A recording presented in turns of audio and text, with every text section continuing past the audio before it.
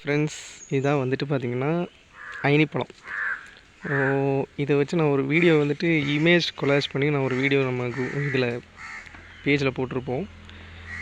பல நாளாக இது வந்து ஒரு ஒரிஜினல் வீடியோ எடுத்து காமிக்கணும்னு ஆசைப்பட்டுக்கிட்டு இருந்தேன். ஸோ கிடச்சிருச்சு ஃபைனலி. பட் இதுவும் பாருங்கள், லைட்டாக ஏதோ கொத்திருக்கு, லைக் காக்கா மாதிரி கொத்திருக்கு போல். எனிவே நல்ல பழம் கிடச்சா நான் அடுத்த ஏதோ வீடியோ ஒன்று போடுறேன். ஸோ இப்படி தான் வந்துட்டு பார்த்திங்கன்னா கீழே விழுந்துட்டு இருக்கும். இது வந்து பார்த்திங்கன்னா ஒரு பலாப்பழ சைஸில் பழம் வந்துட்டு சின்னதாக இருக்கும்போது எப்படி இருக்குமோ அந்த சைஸில் இருக்கும் இது.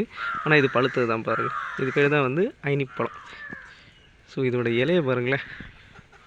ஸோ இலையை வந்து பார்த்திங்கன்னா கிட்டத்தட்ட பலாப்பழத்தோட இலை மாதிரி தான் இருக்கும். இது தமிழ்நாட்டில் பார்த்திங்கன்னா மோஸ்ட்டாக வந்து நம்ம கன்னியாகுமரியில் தான் கிடைக்கும்.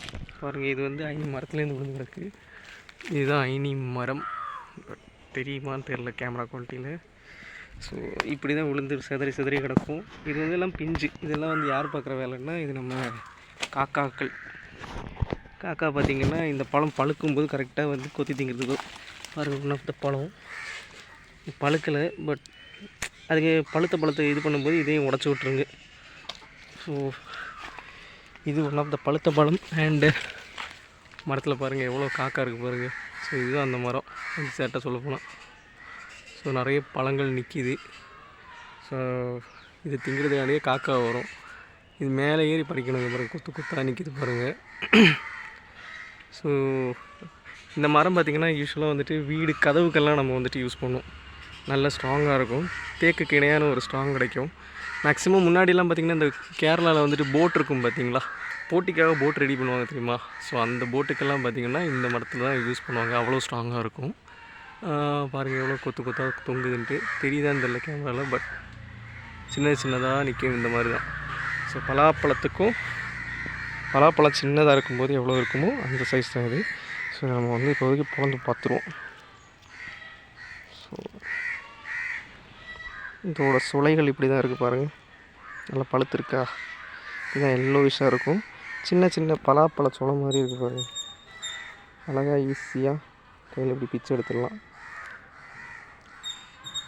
இதுதாங்க அந்த சுளை. இப்படி தான் இருக்கும், எல்லோவிஷில் இருக்கும். நல்லா பழுத்த பழம் பார்த்திங்கன்னா இனிக்கும். அதுவே வந்து பார்த்திங்கன்னா பழுக்காத பழம் அப்படின்னா ஒரு மாதிரி புளிக்கும் ஒரு மாதிரி. ஸோ சாப்பிட்டு பார்ப்போம். விளைஞ்சிருக்கு, பட் ஆனால் வந்து நல்லா பழுக்கலை, நெட்டாக புளிக்க தான் செய்யுது. ஸோ இப்படி தான் இருக்கும். சில டைம் வந்து அழுகி கூட இருக்கும் லைட்டாக. இப்போ பார்த்து கேர்ஃபுல்லாக சாப்பிட்ணும். இல்லை இன்னொரு பிரச்சனை என்னென்னா, அழுகின பழத்தில் பார்த்திங்கன்னா சில டைம் புழு இருக்கும் சின்னதாக. ஸோ அதெல்லாம் பார்த்து சாப்பிட்ணும். ஸோ இதுதான் அயனிப்பழம். ரொம்ப நாளாக காமிக்கணும்னு நினச்சிட்டு இருந்தேன், காமிச்சிட்டேன். நல்லா எம்மையாக தான் இருக்கும் ஒரு சில சொல்லலாம். நல்லா வந்துட்டு நம்ம பெரிய மக்காச்சோளம் சைஸுக்கு இருக்குது பார்த்திங்களா. சோளையுமே பார்த்திங்கன்னா பெரிய சோளையாக தான் இருக்கும். கொட்டை பார்த்திங்கன்னா இப்படி தான் இருக்கும். ஸோ இந்த கொட்டையை வந்துட்டு நம்ம யூஸ்வலாக வந்து என்ன பண்ணுவோம்னா, இதையுமே வறுத்து சாப்பிடுவாங்க. கடலை மாதிரி இருக்கும், நல்லா ட்ரை பண்ணி. ஸோ இது கீழே இந்த காக்கா குத்தியெல்லாம் போடும்போது பார்த்திங்கன்னா இந்த கொட்டையை மட்டும் முன்னாடியெல்லாம் போக்கி நாங்கள் வறுத்து சாப்பிட்ட காலங்கள்லாம் இருக்குது, நல்லா ட்ரை பண்ணி. இதில் எண்ணெயும் முன்னாடி எடுத்துகிட்டு இருந்தாங்க. பட் இப்போ யாருமே அது பெருசாக கண்டுக்கிறது இல்லை. லைக் கொல்லாப்பழம் எப்படியோ அதே மாதிரி இதுவும்.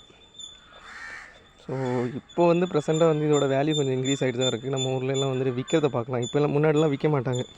ஏதாவது ஒரு வயல்லையோ வந்துட்டு நிற்கும் மரம், கீழே விழுந்து கிடக்கும். நாங்கள் பாட்டுக்கு பொறுக்கி சாப்பிட்டு போயிட்டே இருப்போம். So this is the one. So பிடிச்சிருந்தா லைக் பண்ணுங்கள், கமெண்ட் பண்ணுங்கள். ஏதாவது டவுட் இருந்துச்சுன்னா கமெண்ட் பண்ணுங்கள். நான் வந்து உங்களுக்கு ரிப்ளை பண்ணுறேன். தேங்க்யூ.